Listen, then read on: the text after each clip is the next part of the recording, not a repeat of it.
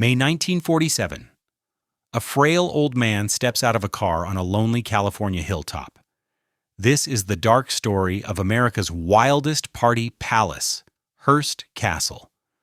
For almost 30 years, this place was the craziest playground for the rich and famous. Movie stars, politicians, millionaires, all drinking by the pool, dancing under gold ceilings, passing marble statues and zebras on the lawn. But tonight the music is gone.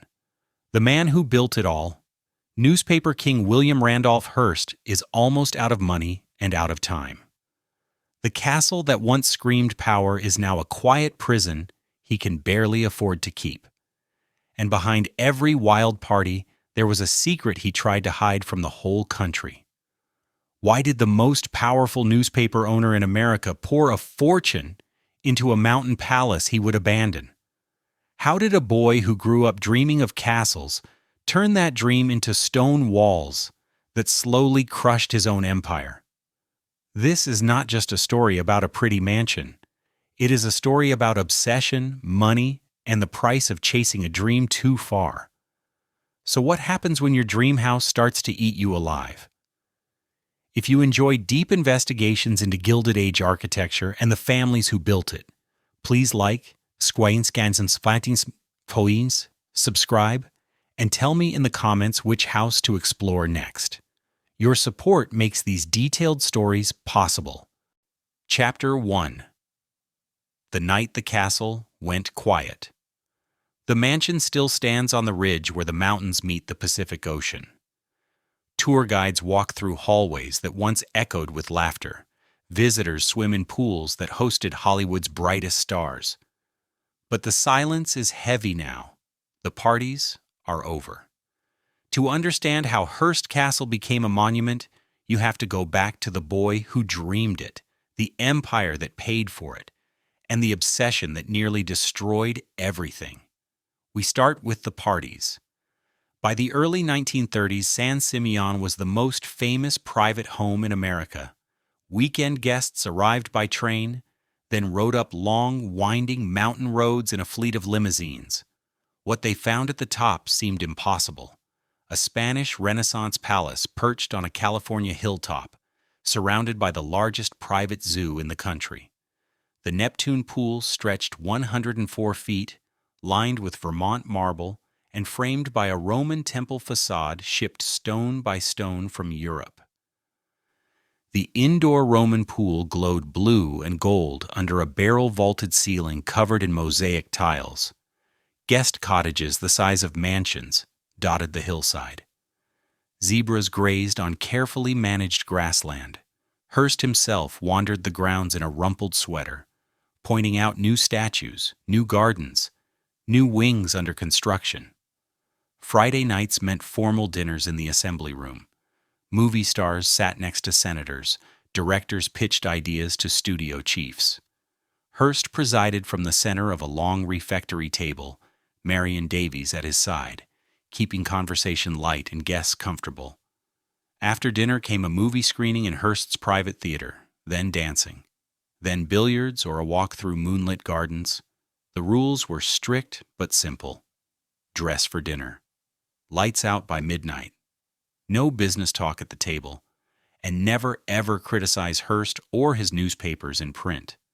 Most guests followed the rules. The castle was too beautiful, the access too valuable, the experience too rare to risk losing. This was the American dream made stone and marble. Proof that a boy from San Francisco could build something grander than European nobility, more exclusive than any gentleman's club, more talked about than the White House itself. But by May 1947, that dream was collapsing. The floodlights stayed dark.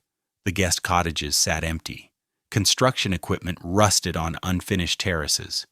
Hearst himself was living in exile in Beverly Hills, his health failing. His fortune drained by decades of spending faster than even a newspaper empire could earn. The castle he built to prove his power had become the symbol of his downfall.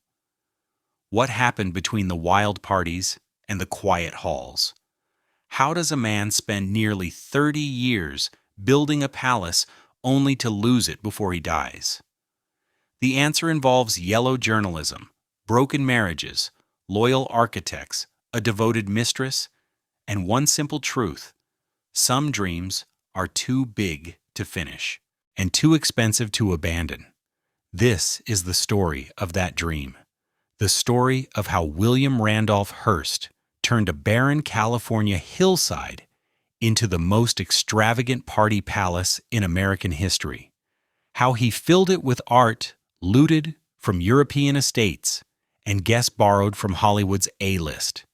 How he used it as a stage for power, a refuge from scandal, and a monument to appetites that could never quite be satisfied. It is also the story of the people who built it for him, lived in it with him, and watched it slip away when the money finally ran out. The castle still stands, but the man who made it is gone, and the parties he threw are now just whispers in marble halls. Chapter 2. The Boy Who Grew Up in Someone Else's Mansion. The obsession started early in his life. William Randolph Hearst was born in 1863 in San Francisco, the son of George Hearst, a rough mining millionaire who struck gold in Nevada and silver in South Dakota, and Phoebe Apperson Hearst, a schoolteacher from Missouri, who married into wealth and never quite forgot her humble beginning. The family had money. What they lacked, at least in the eyes of polite society, was refinement. George Hearst was a practical man who understood ore veins and mining claims, but cared little for art, etiquette, or appearances. Phoebe was different. She wanted culture. She wanted respectability. She wanted her son to grow up as a gentleman, not a miner's kid with dirty hands and rough language. So she filled their San Francisco mansion with rules: proper dress at dinner, classical music lessons, French tutors, art books imported from Europe. Young Willie grew up surrounded by wealth but starved for warmth. His father was often away at mines or in Washington serving as a United States senator. His mother was present but demanding, always pushing him towards some ideal version of manhood he could never quite reach. The house felt like hers, not his. The rules felt like hers. Even the art on the walls, Renaissance paintings, Greek sculptures, Persian rugs, looked like her argument to the world that the Hearsts belonged among San Francisco's old money families, the ones who looked down on mining fortunes as dirty and new.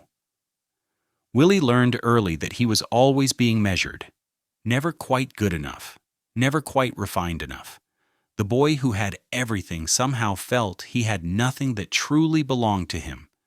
Then came the trip that changed everything. In 1873, when Willie was 10 years old, Phoebe took him on an 18-month tour of Europe. They visited museums in Paris, galleries in Florence, castles along the Rhine. Phoebe studied art and architecture with the seriousness of a scholar. Willie absorbed something different. He saw power made visible in stone. European nobility lived in castles. They filled those castles with treasures collected over centuries.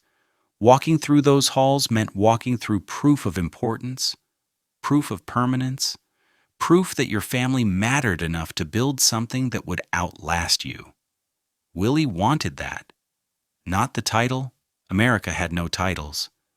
But the physical proof, the castle, the art, the weight of history pressing down on visitors, making them understand they stood in the presence of something greater than themselves.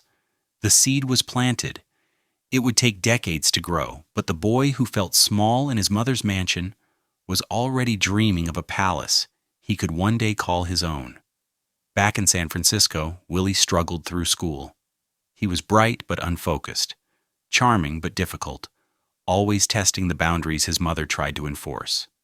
She sent him east to Harvard, hoping the school would polish away his rough edges and turn him into the gentleman she imagined. It did not work. Harvard expelled him after he sent chamber pots engraved with professors' names to the faculty.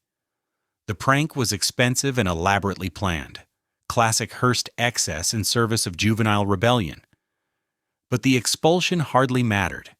By then, George Hearst had acquired a failing newspaper called the San Francisco Examiner, mostly to support his political ambitions. Willie convinced his father to let him run it. He was 23 years old, wealthy, reckless, and hungry to prove himself in a way his mother would never approve. Newspapers, it turned out, were perfect for a boy who grew up feeling powerless in his own home. Newspapers let you tell people what to think. Newspapers let you attack your enemies in print where they could not easily fight back. Newspapers let you build something loud and public and undeniably yours. And if you ran them right, newspapers made enough money to buy castles. Chapter 3. Building an Empire with Headlines and Fear. The San Francisco Examiner was dying when Hearst took control in 1887. Circulation was low, advertising was weak, and readers had better options. His father expected the paper to fail quietly. Hearst had different plans. He studied Joseph Pulitzer's New York World, then the most successful newspaper in America, and drew a simple, brutal lesson. Facts by themselves are dull, but stories sell. Pulitzer understood that readers did not want dry reports about city council meetings. They craved drama. They wanted heroes and villains. They wanted to feel something when they opened the morning paper. Hearst took that lesson and pushed it further than anyone else. He hired the best writers he could find and paid them more than any competing paper. He bought better printing presses and used them to run huge illustrations across the front page, drawings of murders, disasters, scandals. He ordered headlines in letters so large they could be read from across the street, and he told his reporters to chase stories that made readers angry, afraid, or amazed. Crime stories received bigger play than their true importance justified. Society scandals were investigated with the intensity of murder cases. Political corruption, real or exaggerated, was exposed with righteous fury on the front page.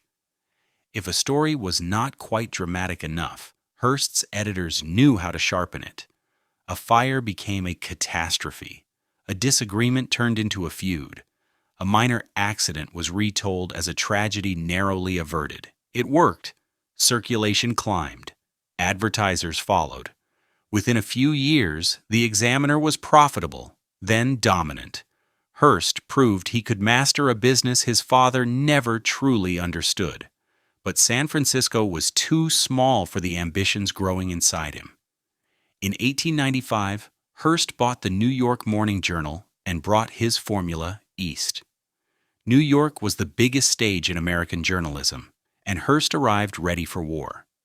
His main rival was Pulitzer himself, now running the world from a golden tower in Lower Manhattan. The two men began a circulation battle that remade American media. Hearst outbid Pulitzer for star writers and cartoonists.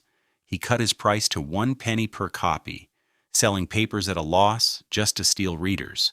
He introduced color printing on Sundays and filled those pages with comic strips that turned into national obsessions. His papers screamed louder, printed bigger pictures, told wilder stories. Journalists at the time called it yellow journalism, named after a popular comic strip character printed in yellow ink. The phrase meant sensational stories built on half-truths, emotional appeals, and shameless exaggeration. Hearst wore the label proudly. He was not interested in respectability. He was interested in winning. And then came Cuba. By 1896, Cuba was fighting for independence from Spain. Hearst saw an opportunity and seized it. His papers began running daily stories about Spanish atrocities. Some real, many exaggerated. A few entirely invented. He sent artists to sketch brutal scenes of Spanish soldiers attacking Cuban civilians. He published letters supposedly written by suffering Cubans, begging America to intervene. When the USS Maine exploded in Havana Harbor in February 1898, killing 260 American sailors, Hearst's journal blamed Spain before any investigation could even begin. The headlines screamed accusations. The drawings showed Spanish saboteurs planting underwater mines. Editorials demanded war. Historians still debate what actually sank the Maine. The official inquiry at the time blamed a mine. Modern analysis suggests an accidental coal fire that ignited the ship's ammunition. But in 1898, what mattered was not the hidden truth. It was the story Hearst told so loudly that millions accepted it without question. America went to war with Spain. Hearst's circulation soared. And William Randolph Hearst learned the most dangerous lesson of his life. If you control the story, you control reality. If you shout loudly enough, facts begin to bend until they look like whatever you say they are. He had found his power. Now he needed a castle worthy of a king. Chapter 4. Meeting Julia. Morgan, the quiet genius in the background. By 1900, Hearst owned newspapers in New York, San Francisco, Chicago, and Los Angeles. His empire was growing. His fortune was secure. But he still had no place that felt like home. He owned properties scattered across the country, apartments in New York, a mansion in San Francisco inherited from his mother after her death in 1919. None of them satisfied the hunger planted during that childhood trip to Europe. They were fine houses, but they were not castles. Then he remembered the ranch. His father had purchased 40,000 acres of ranch land along the California coast near San Simeon in 1865. The land was beautiful but remote, rolling hills covered in oak trees, overlooking the Pacific from high bluffs. George Hearst used it for cattle and for occasional camping trips with his son. Young Willie had loved those trips, the freedom, the open sky, the wind coming off the ocean, the feeling that all this land stretching out in every direction somehow belonged to his family. After his mother's death, Hearst inherited the ranch. He was 56 years old, rich on a scale most people could not imagine, and finally ready to build something permanent. He needed an architect. Most wealthy men in 1919 would have hired a famous firm from New York or Boston, prestigious names that designed in established styles for established families. Hearst made a different choice. He hired Julia Morgan, a 47-year-old architect working quietly out of an office in San Francisco. Morgan was unusual in every way that mattered. She was a woman in a profession completely dominated by men. She was the first woman admitted to the architecture program at the École des Beaux-Arts in Paris, where she studied under the same masters who trained designers of grand European monuments.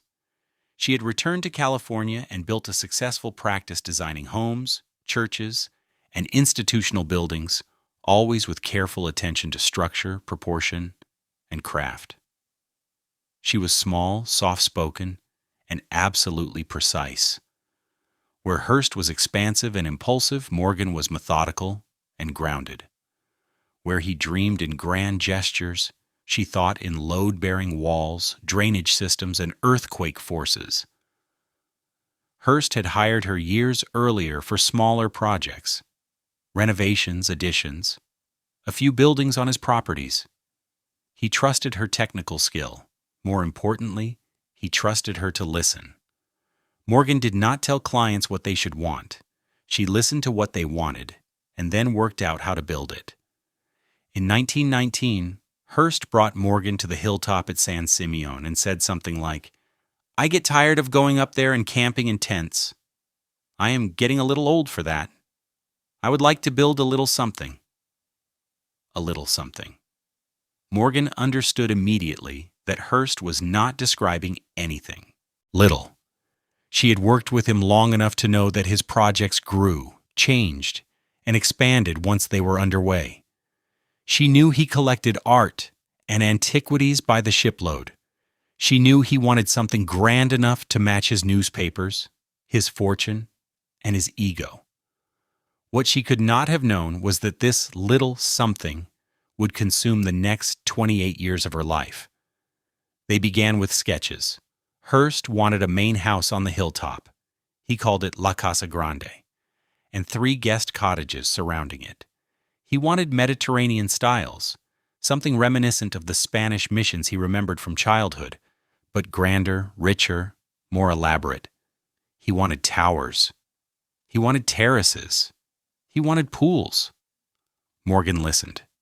She took notes. She walked the site, studied the slopes, felt the wind. Then she returned to San Francisco and began drawing. The relationship that emerged was unlike any other architect-client partnership in American history. Hearst sent her constant letters filled with ideas, sketches, complaints, and demands. Morgan replied with drawings, cost estimates, and gentle corrections when his ideas defied physics, budgets, or basic engineering. He wanted the impossible. She made it possible. He changed his mind. She adapted. Construction began in 1919. Neither of them knew it would never truly finish. Chapter 5. A playground for a man who never grew up. The first buildings went up quickly. Morgan started with the 3 guest cottages: Casa del Mar, Casa del Monte, and Casa del Sol, each one large enough to be a mansion in its own right. They ringed the hilltop like sentinels, waiting for the main house that would rise between them.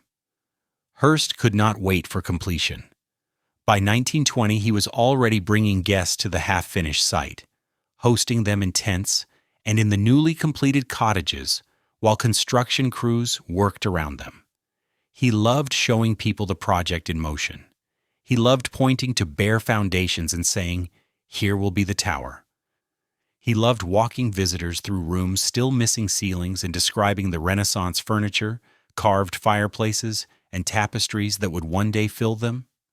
The castle grew in layers, constantly shifting as Hearst's tastes evolved. He toured Europe regularly, buying entire rooms from demolished palaces and monasteries, Spanish ceilings, Italian doorways, French fireplaces, Gothic choir stalls. He shipped them back to California in crates and told Morgan to build around them. If a ceiling did not fit the room she had designed, she redesigned the room. If a doorway required moving a wall, she moved the wall. Hearst treated the whole project like the world's most expensive toy. He was building a castle the way a child builds with blocks, adding pieces wherever they looked interesting, unconcerned with perfect symmetry or architectural purity. Morgan somehow made it work. She took his contradictory impulses and wove them into something that felt cohesive, even when it defied almost every classical rule of design. The main house, La Casa Grande, rose 4 stories with twin bell towers reaching toward the sky. The facade mixed Spanish colonial details with Mediterranean proportions and Gothic touches. Inside, rooms flowed into each other without any obvious organizing logic. A Gothic library opened onto a Spanish cloister. A Moorish sitting room led to a Renaissance-style bedroom.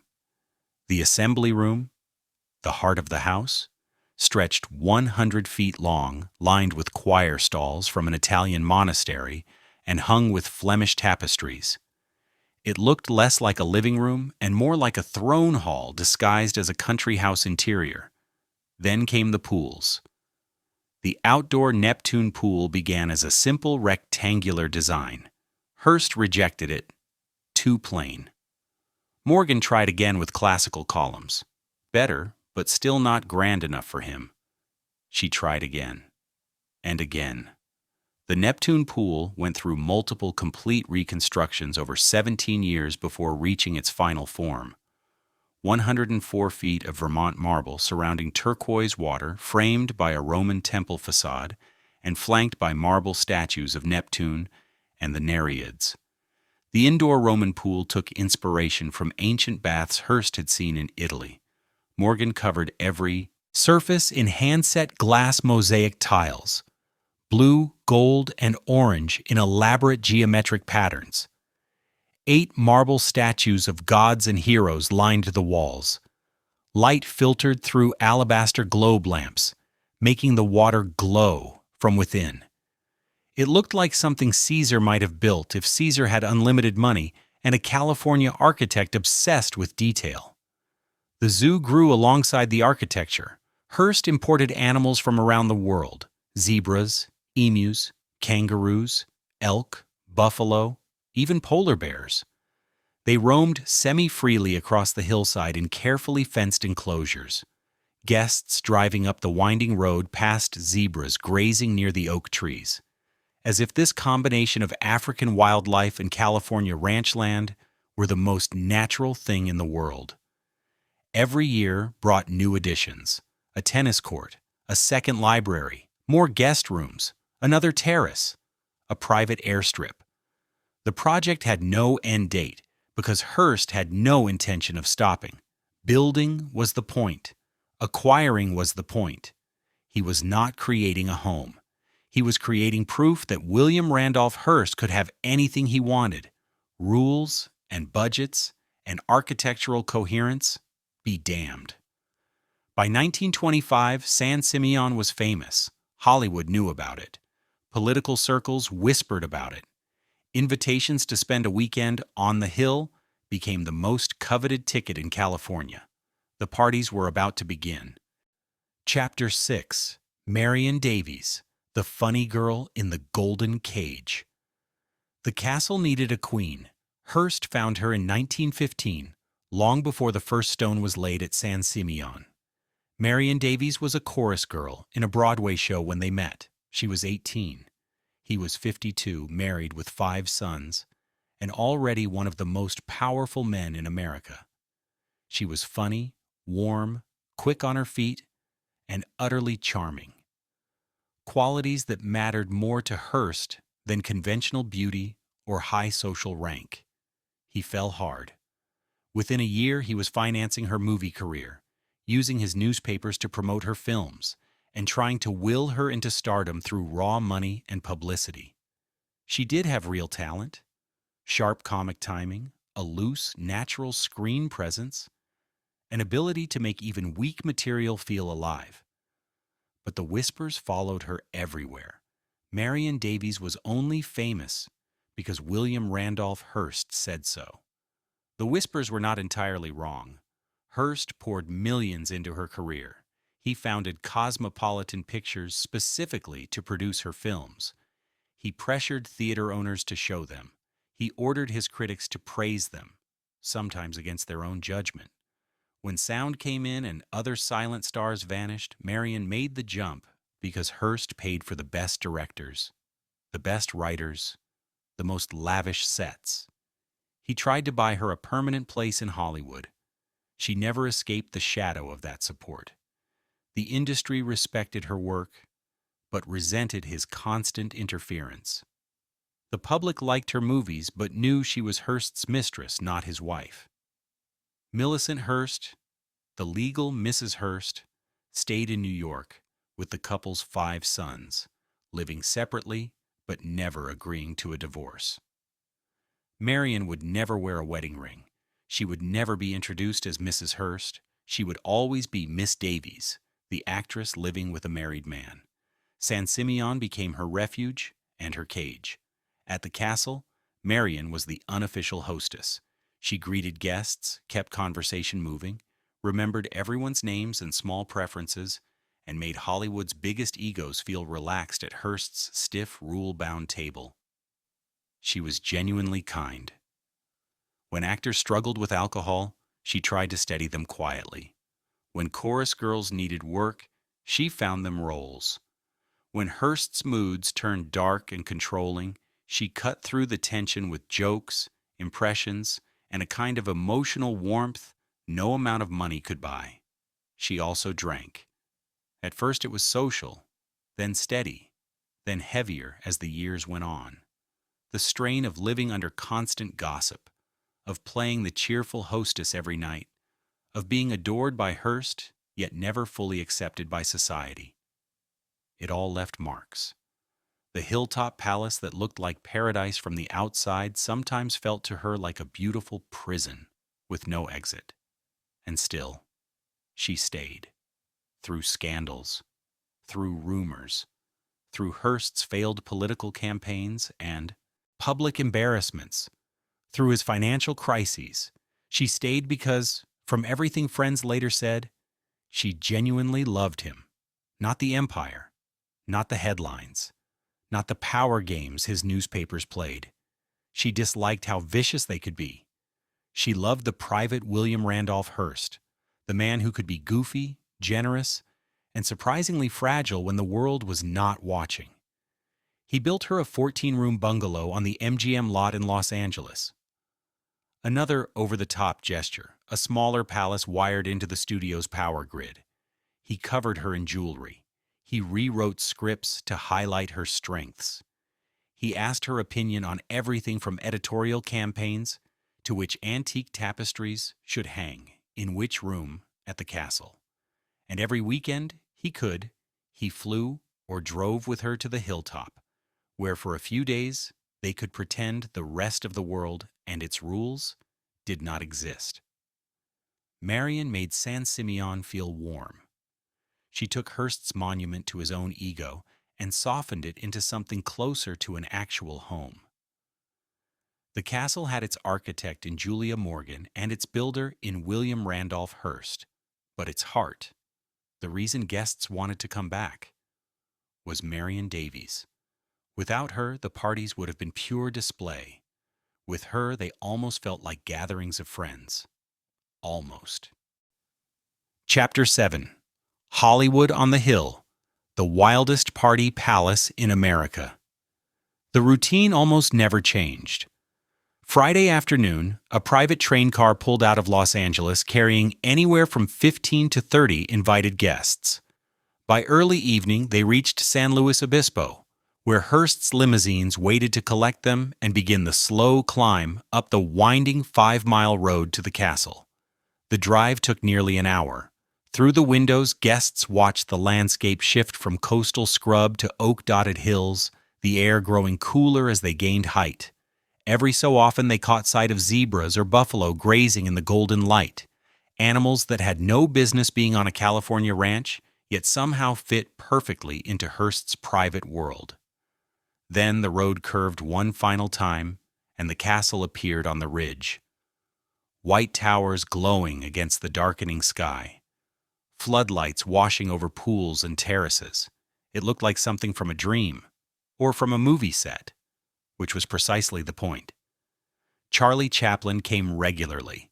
So did Clark Gable, Greta Garbo, Cary Grant, Carole Lombard, Joan Crawford.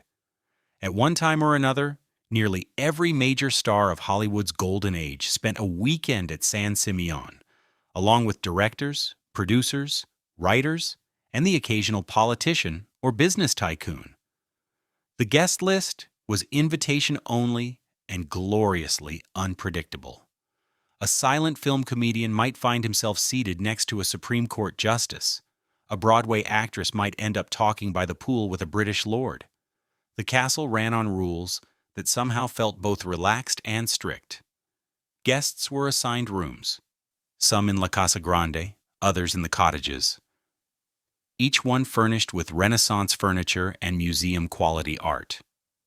They were expected to dress formally for dinner, cocktails at 7:30 in the assembly room, dinner at 9, served at a long refectory table that could seat 40. Hearst took the center spot, Marion beside him, the rest of the guests scattered without any obvious order of rank or importance. The food was surprisingly plain. For all the opulence around them, Hearst preferred straightforward dishes, roast chicken, simple vegetables, basic desserts. He disliked elaborate French cuisine and saw no reason to serve it just to show off. Ketchup and mustard bottles sat openly on the table, next to fine china and crystal, a small reminder that the man paying for everything still thought like a rancher's son. Conversation at dinner was lively but bounded by invisible lines. People told stories, gossiped, flirted, but no one talked business deals. No one started political arguments at the table. And absolutely no one criticized Hearst or his newspapers where he might hear it. San Simeon was presented as neutral ground a place to escape studio pressure and professional rivalries, as long as everyone remembered who owned the hill. After dinner came the movie. Hearst's private theater, with around 50 seats, ran the newest Hollywood releases, often before they opened to the public. Studio heads sent him advance prints as a courtesy and as a form of insurance. A positive mention in his newspapers could make a film. A bad one could hurt it. Marion's films always played to warm applause, whether the picture was good, mediocre, or worse. No one wanted to be the guest who did not laugh. Then the night shifted into smaller groups, dancing in one of the sitting rooms, billiards, card games, or slow walks through moonlit gardens while the Pacific wind moved through the trees. All of it stopped when Hearst's bedtime rule kicked in. Lights out at midnight. The public rooms went dark, and the host withdrew. Guests could stay awake in their rooms, but the performance of the evening was officially over. Saturday had its own rhythm. Swimming in the Neptune or Roman pools, tennis on the courts, horseback rides across the hills. Lounging on sunlit terraces while servants brought drinks and light meals. Some guests wandered the endless rooms, stunned by the art collection. Tapestries, statues, ceilings stolen from Europe and rebuilt on the hilltop. Others napped or quietly worked on scripts and correspondence. The atmosphere felt easygoing, but there was always an unspoken bargain underneath it. You were here because Hearst allowed it. You enjoyed a level of luxury almost no hotel on earth could match, and in exchange, you did not cross him. Not in print, not in public, not in front of his staff. Most guests adored the arrangement. It was a chance to network with Hollywood's elite in a setting that felt almost unreal. A chance to see art that usually lived behind velvet ropes, here scattered through hallways and guest bedrooms. A chance to swim in what many called the most beautiful pools in America, while zebras grazed in the background like extras in some strange studio production. But a few visitors found the experience unsettling. They noticed how closely Hearst watched everything. They understood how his newspapers could elevate or ruin careers with a handful of headlines. They felt, beneath the generous hospitality, that this paradise came with strings they could not quite see but definitely felt. The castle was many things at once: a playground, a museum, a private studio lot, a stage set for its owner. What it was not, and never really tried to be, was a normal home. It was a demonstration of power dressed up as a weekend getaway. And that demonstration was about to get much darker. Chapter 8: Power, Politics, and the Newspaper King. Hearst was not satisfied with just running Hollywood's favorite weekend escape. Controlling the social scene was fun. What he really wanted was political power big enough to match his money and his media. By the mid-1920s, his newspaper empire had become enormous. He owned 28 newspapers in 18 cities, plus magazines, newsreel companies, and film studios. Roughly 1 in 4 Americans read a Hearst publication every day. That meant 1 in 4 Americans saw the world at least partly through William Randolph Hearst's lens, whether they realized it or not. He used that power aggressively. His papers championed causes he believed in. Sometimes progressive, sometimes conservative, often contradictory. He supported labor unions one year and attacked them the next. He pushed for government ownership of railroads while loudly defending private enterprise in other sectors. He opposed American involvement in European conflicts, yet had no problem stirring up support for military action in Latin America when it suited him. The only constant was Hearst himself. His newspapers mirrored his moods, his grudges, his shifting interests, and his ambitions. And Hearst had very real political ambitions. He ran for mayor of New York in 1905 and lost by a narrow margin. He ran for governor of New York in 1906 and lost again. Each campaign cost him a fortune. Between races, he poured money into candidates who promised to back his ideas. then turned his newspapers on them with shocking ferocity when they disappointed him. Presidents courted his endorsement. Senators feared his attacks. Local politicians across the country checked Hearst's editorials before committing to controversial positions. You did not need his support to survive, but it certainly helped. You definitely did not want his papers turned against you. San Simeon became more than a party palace. It became a political stage. Senators slipped up to the hilltop for quiet weekends, where upcoming bills could be discussed far from cameras.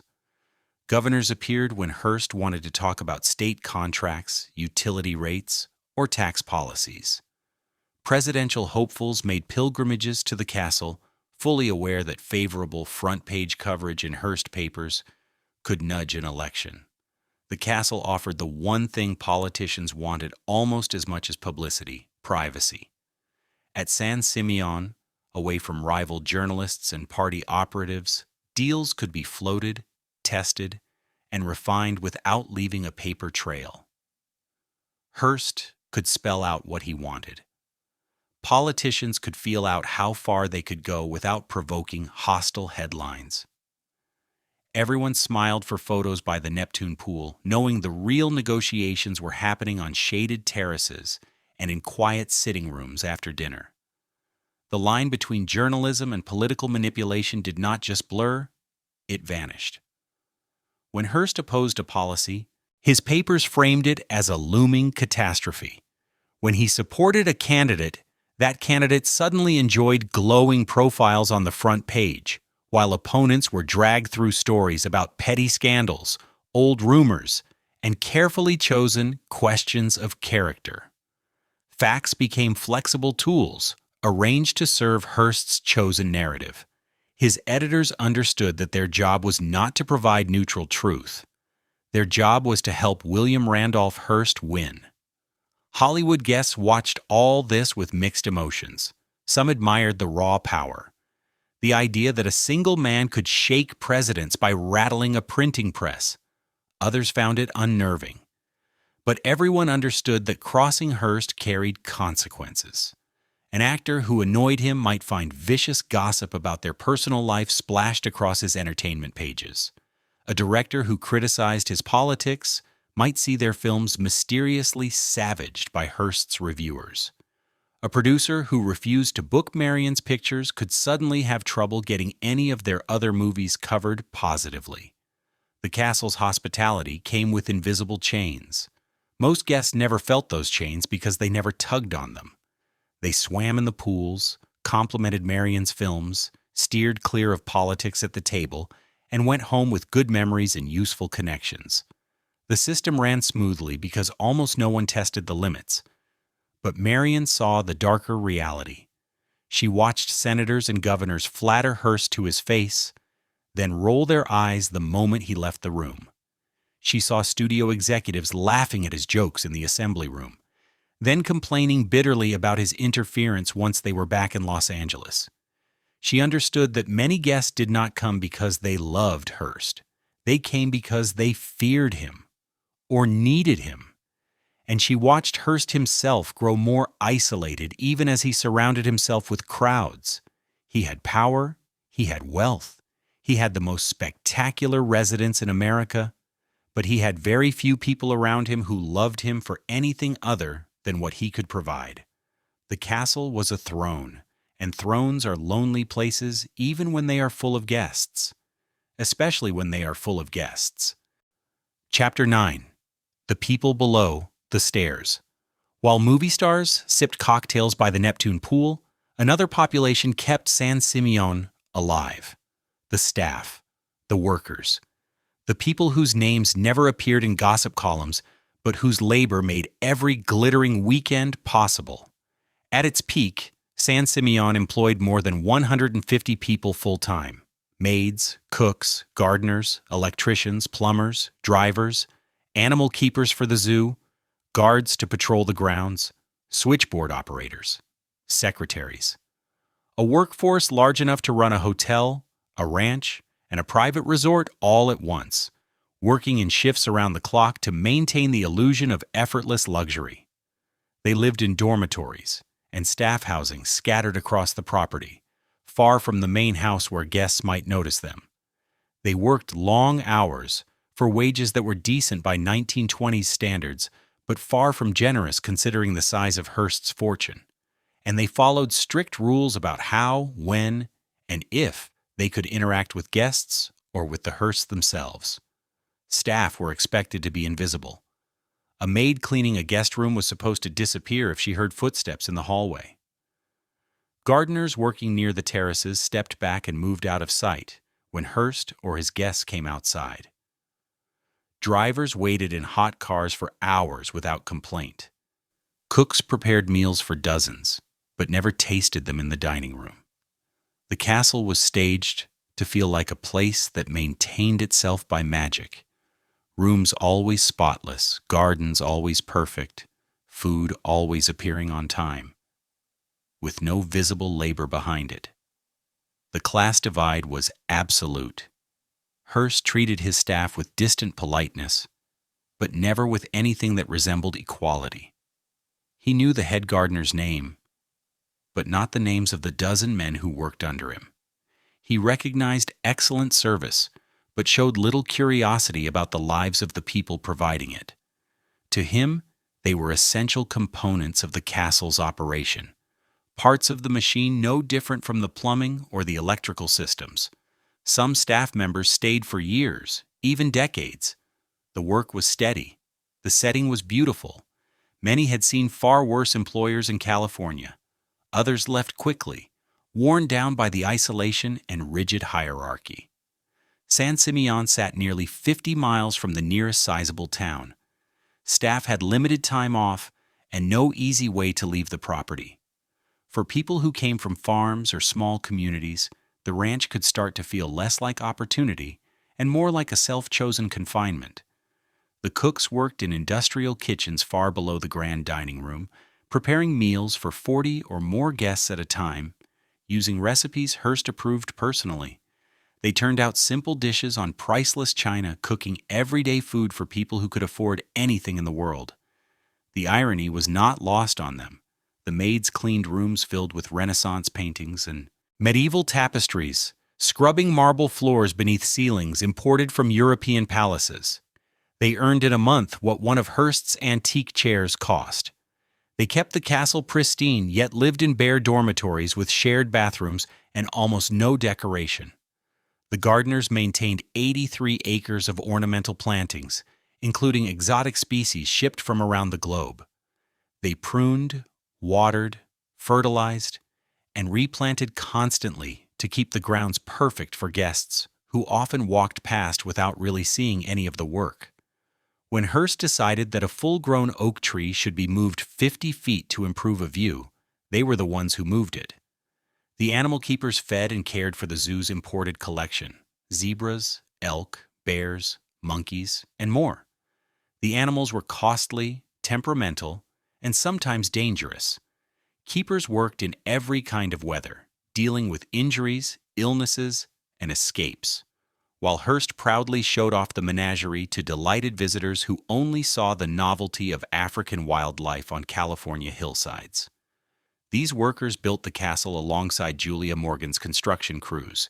They kept it running during its glory years, and they watched from the edges as the fortune that paid them slowly began to crack.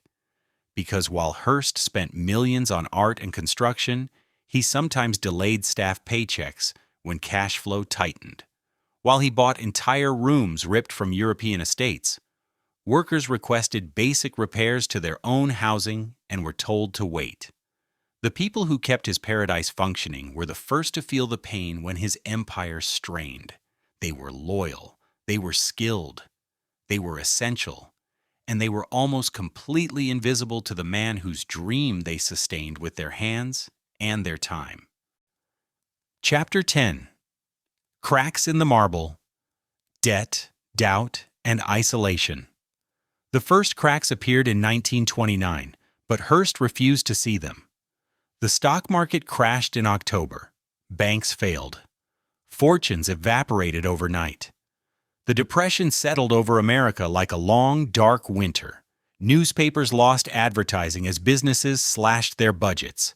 Circulation dropped as unemployed workers stopped buying daily papers. Revenue that had flowed steadily for decades slowed to a thin, unreliable trickle. Hearst kept spending. He bought more art. He added more rooms to San Simeon. He financed more of Marion's films. He kept his newspaper empire operating at full strength even as competitors folded or merged to survive. He behaved as if money were an endless river, as if his empire was too big to sink, as if economic disaster was something that happened to other people, ordinary people, not to William Randolph Hearst. His accountants told him otherwise. His sons begged him to cut costs. His business managers brought him detailed reports showing the gap between income and expenses widening every month. Hearst ignored them all. He had built his empire by thinking big and spending boldly. To him, cutting back did not feel like sensible business. It felt like surrender. The bills kept coming. Art dealers demanded payment for pieces he had purchased years earlier. Construction at San Simeon consumed millions of dollars annually. Payroll for thousands of employees across his newspaper chain arrived every month without fail. Property taxes were due on estates scattered across the country. Marion's film productions, many of them loss-making, needed fresh injections of cash. The zoo on the hill required constant, expensive care. By 1935, Hearst owed roughly $125 million, the equivalent of around $2 billion in modern terms. His assets were enormous, but mostly illiquid. He owned newspapers, real estate, and vast art collections worth hundreds of millions, but he could not turn them into cash fast enough to keep up with his debts. Eventually, the banks stepped in. In 1937, a consortium of creditors took control of Hearst's finances. They installed their own managers to oversee his empire and placed strict limits on what he could spend. They began selling assets. Newspapers were shut down or sold off. Real estate holdings were liquidated. And most painfully for Hearst, they started selling his art, the treasures he had spent 4 decades collecting: Renaissance paintings, Greek sculptures, medieval tapestries. Pieces that filled San Simeon and his other properties, each one once chosen by him, now tagged with a price. Gimbel's department store in New York held a public sale of Hearst's collection. Thousands of items were displayed across multiple floors. Wealthy buyers walked through, selecting pieces Hearst had once taken from European palaces and noble estates. The newspapers, including some that used to fear him, covered the sale as a spectacle of humiliation. The man who had spent his life acquiring objects to prove he would never lose anything was now selling them off, one by one, to pay his creditors. Construction at San Simeon stopped completely. Workers were dismissed. Plans for new wings and terraces were abandoned mid-project. Scaffolding stood around unfinished walls.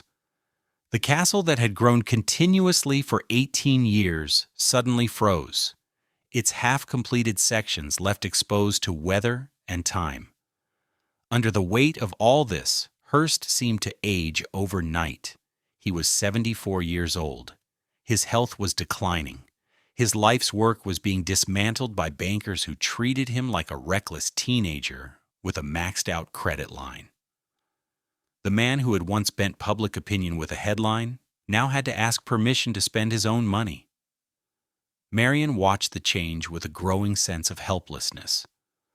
The restless energy that had driven him for decades dwindled. He became short-tempered, withdrawn, fixated on small details of the castle's decor because he could no longer control the larger forces tearing his empire apart. She tried to shield him from bad news, tried to joke, to host, to keep San Simeon feeling alive. But the reality was impossible to hide. The dream was collapsing. The parties at San Simeon became less frequent, then rare, and finally stopped altogether. Invitations to the Hill were no longer the most coveted tickets in California. The castle fell quiet. Staff levels dropped to a skeleton crew. Whole sections of La Casa Grande were closed off to save on heating and maintenance. Rooms that had once echoed with laughter and music stood dark and locked, their tapestries and ceilings now assets on a banker's spreadsheet.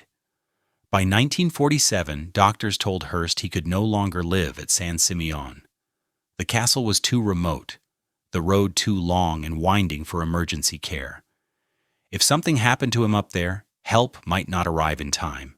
He needed to be closer to Los Angeles, closer to hospitals and specialists. In May of 1947, William Randolph Hearst left San Simeon for the last time. He moved into a rented house in Beverly Hills, smaller, plainer, closer to the world he had once dominated and now could only watch from the sidelines. Closer, too, to the end that was coming whether he accepted it or not.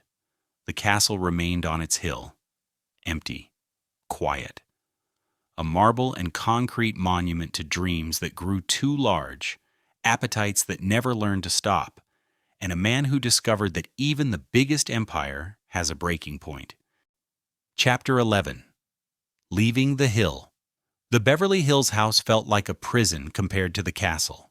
Smaller rooms, lower ceilings, no towers, no terraces, no marble pools reaching toward the Pacific. Just a comfortable mansion on a quiet street where an old man could fade away without causing too much fuss.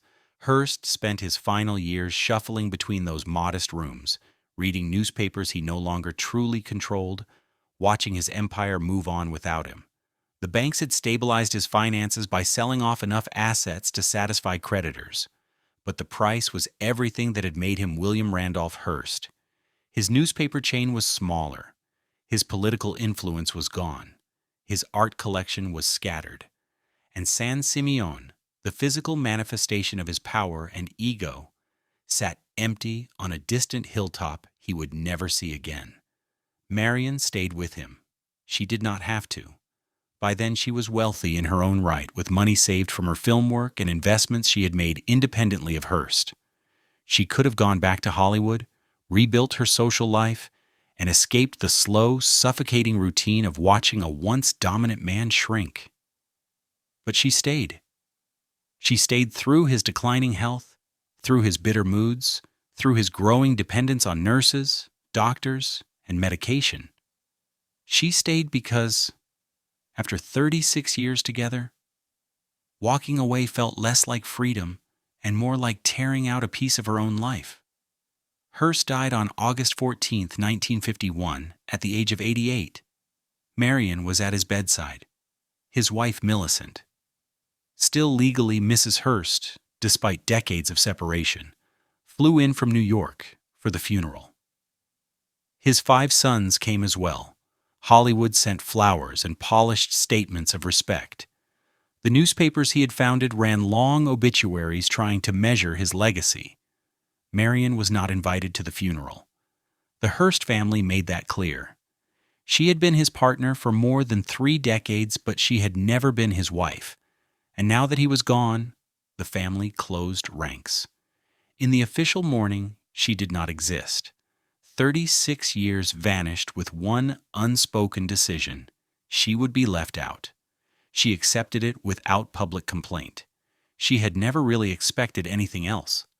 The castle had been her home, but never truly hers. The life she built with Hearst existed inside a legal gray zone that ended the moment his heart stopped. After his death, the Hearst family controlled everything: the businesses, the estates, and San Simeon itself. And they faced an immediate, brutal problem. The castle was enormously expensive to maintain. Utilities for hundreds of rooms, staff to keep the place from falling apart, repairs to buildings that had already suffered from years of harsh weather and deferred maintenance, property taxes that felt like a punishment. And the family had no practical use for a 240-room Mediterranean-style palace on a remote California hilltop. They weighed their options: sell it privately to some billionaire, demolish it, and write the whole thing off as a bad memory. lock it up, and let it quietly decay. None of those options felt right. The castle was too famous to destroy, too expensive and strange to sell easily, and too historically significant, even in their eyes, to just abandon to the wind and fog. In 1957, the Hearst Corporation made a decision. It donated San Simeon to the state of California. The family kept the surrounding ranch land but gave the castle, the guest cottages, the pools, and 123 acres of hilltop to the public. The condition was simple and clear. It had to become a state historical monument, preserved and opened for guided tours. It was a practical solution to an impossible problem. The state would fund maintenance through admission fees. The Hearst name would stay attached to something grand rather than to a ruined carcass on a crumbling hill. And the public would finally be allowed inside the legendary castle that, for nearly 40 years, had been visible from the highway, but closed to anyone without an invitation. California accepted. Plans began to convert the private palace into a public museum. Staff were hired, tour routes were mapped, safety regulations were imposed, ropes and signs went up where once only servants walked. The castle that Hearst had built to keep the world at a controlled distance would now open its doors to anyone willing to buy a ticket and follow a tour guide. Marian Davies watched all of this unfold from far away. She never returned to San Simeon after Hearst died. The place held too many memories, and none of them belonged to her in any official sense. She had been the castle's beating heart for decades, but the historical summaries would mention her, if at all, as a footnote. She died in 1961, 10 years after Hearst, wealthy, comfortable, and largely forgotten by the Hollywood that had once begged for her attention. The castle outlived them both. Chapter 12. What Remains of a Dream. The first public tours began in June 1958. Visitors rode up the same winding road that had once carried Hollywood's elite, but now they arrived in buses instead of limousines. They paid $2 for admission, roughly $20 in modern terms, and followed guides through rooms that still smelled faintly of old money and faded ambition. The guides told a polished, gentle version of the story. They introduced Hearst as a newspaper publisher and art collector. They pointed out Renaissance ceilings and medieval tapestries, but did not mention how many papers he had closed or how much debt he had piled up to buy them. They showed the Neptune Pool and the assembly room without saying a word about the political deals made in those spaces, or the way Hearst once bent American opinion from those hilltop rooms. Marion Davies was barely mentioned. In the official script, she appeared as a passing detail, an actress who sometimes visited. There was nothing about her 3 decades as the castle's hostess, nothing about her quiet help for struggling actors, nothing about her loyalty to a man who could never make her his wife. History was being edited in real time, sanding off the messy parts to give tourists a simple, easy-to-digest story. Early visitors walked through the castle with mixed reactions. Some were stunned by the sheer luxury. Others thought it was gaudy, even ridiculous. Many simply could not figure out what they were looking at. Architectural styles collided. The scale felt overwhelming. Mediterranean revival sat next to Gothic fragments and Renaissance furniture, creating something that refused neat labels. It was not a palace in any traditional European sense. It was not quite a museum, though it contained museum-quality art. It felt like a strange hybrid. A rich man's fantasy made solid, now open to the public, almost like a theme park attraction. Former staff members sometimes joined the tours, blending into the crowd as paying visitors. They walked past spaces they had once scrubbed, polished, or repaired. They noticed details others would never see. A faint stain on marble they had tried to remove, a terrace where they had worked through brutal heat, a doorway where Hearst had stood giving orders. They rarely spoke up. Their memories were not part of the official script. The castle's public story focused on the builder and his famous guests, not on the people who actually kept the whole machine running. The state set about stabilizing the property. Years of deferred maintenance had left scars. Roofs leaked. Pipes had corroded. Gardens had gone wild. Restoration began slowly, funded by admission fees that increased as word spread about the castle's strange, hypnotic grandeur. Journalists rediscovered San Simeon.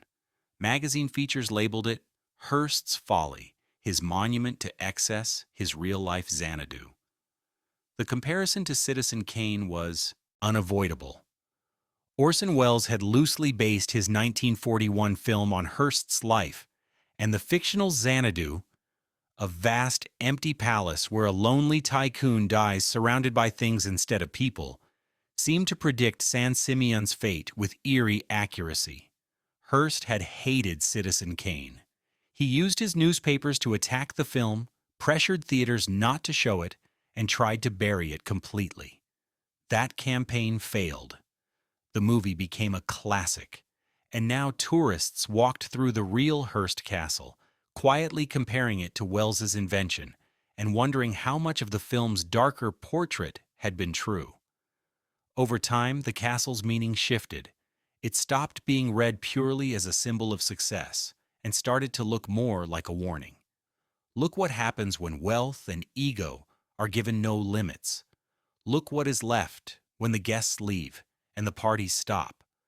Look at this beautiful, lonely place, built to impress people who never truly cared about the man behind it. And still, people kept coming. Thousands per year at first, then tens of thousands, then hundreds of thousands. The private world Hearst had constructed to exclude the masses became one of California's most visited tourist sites. School groups marched through its halls. Families on road trips checked it off their list. Architecture students took notes. Travelers from around the world arrived to see the hilltop where Hollywood royalty had once played.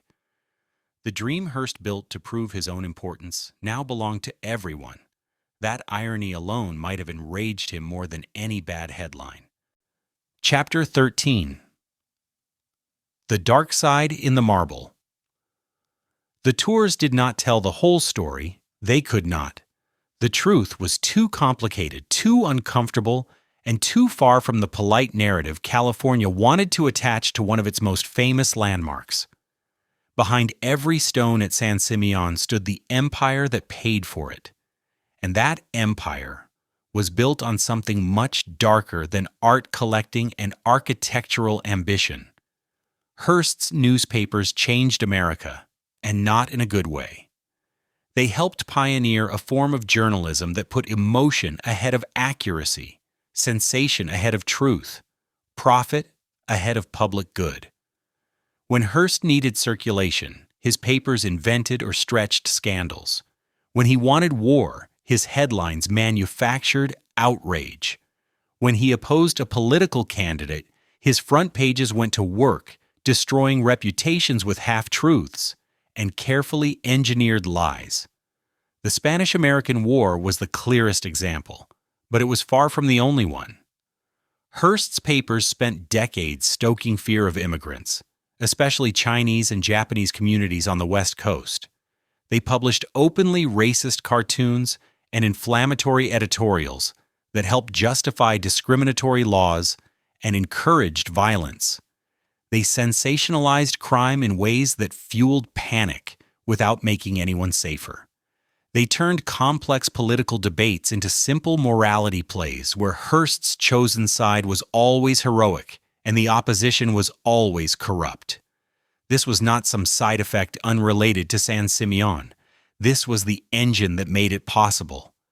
Every tower, every pool, every imported ceiling was paid for by newspapers that made the country angrier, more fearful, and more divided. The castle was breathtaking. The foundation was rotten. Hearst himself seemed to feel no guilt. He believed his papers printed truths that respectable media ignored.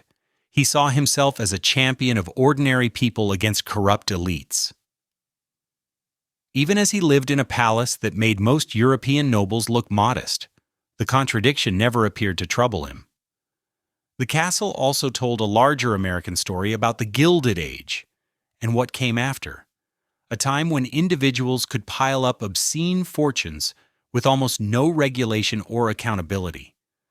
Hearst inherited his starting capital from his father's mining operations, then multiplied it through a media empire that faced no real checks on its power to mislead, manipulate, or destroy. He built San Simeon in an era when labor protections were thin, environmental rules were non-existent, and the gap between rich and working Americans was already vast and widening. The castle's construction employed hundreds of workers who slept in plain dormitories while Hearst dozed under carved Renaissance ceilings. The zoo's exotic animals were ripped from wild populations with no thought for conservation. The art collection was assembled by buying treasures from a Europe shaken by war and economic collapse, from aristocratic families who sold centuries of heritage because they had no other choice. Modern visitors walking through San Simeon see beauty and excess.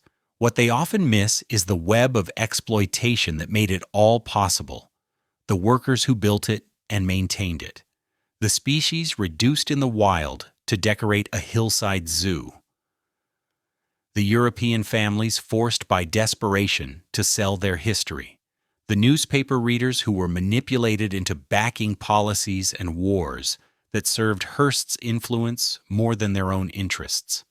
The comparison to today is uncomfortable but hard to avoid.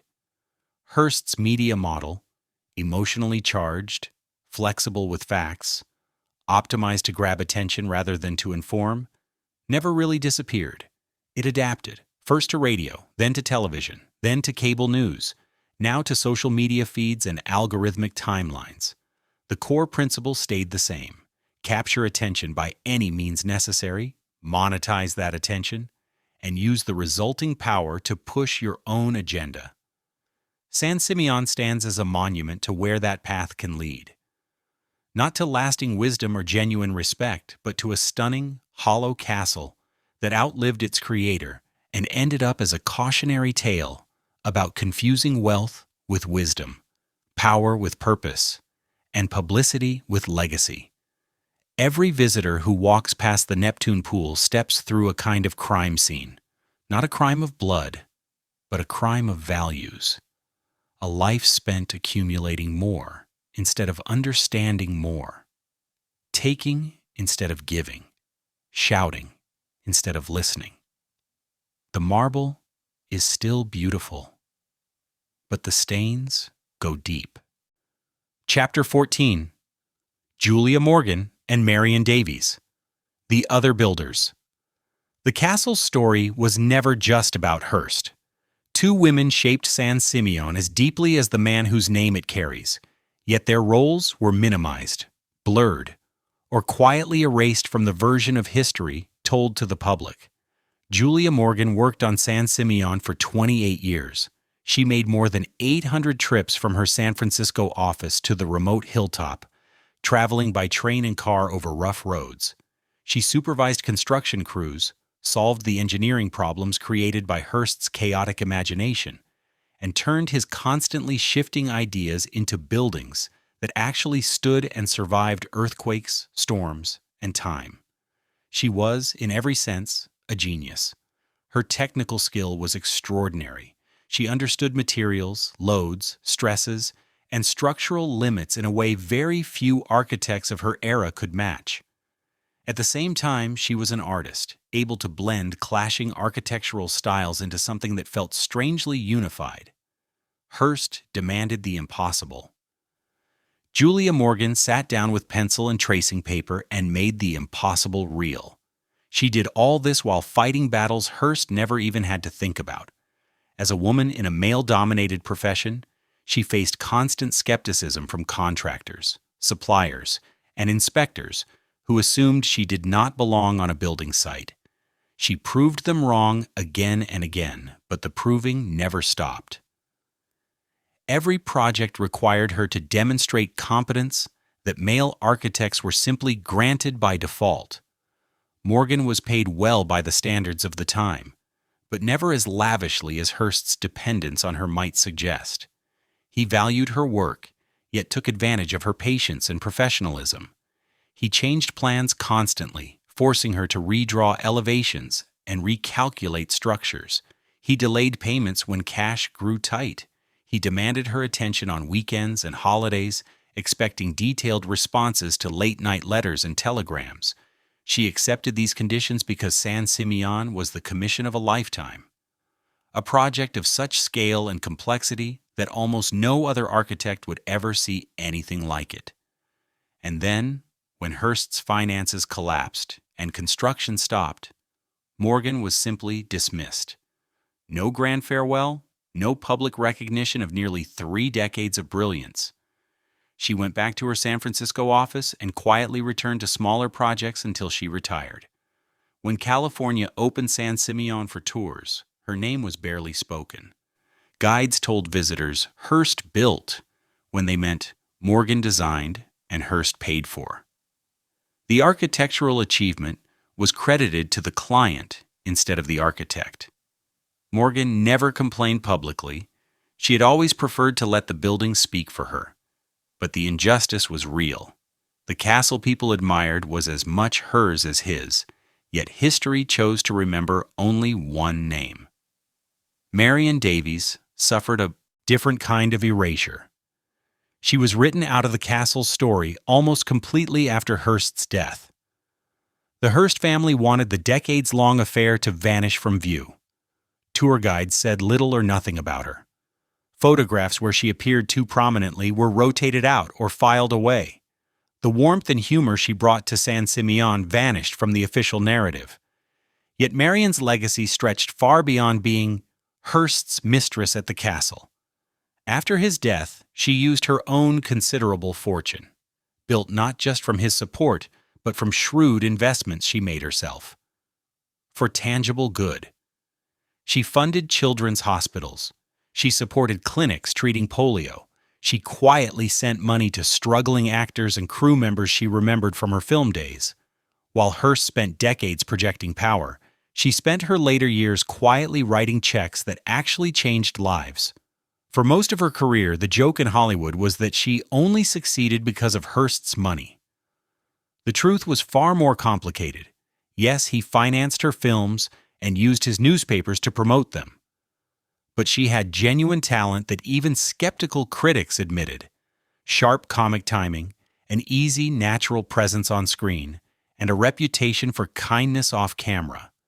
Her career may have rested on Hearst's backing, but her character did not. That belonged entirely to her.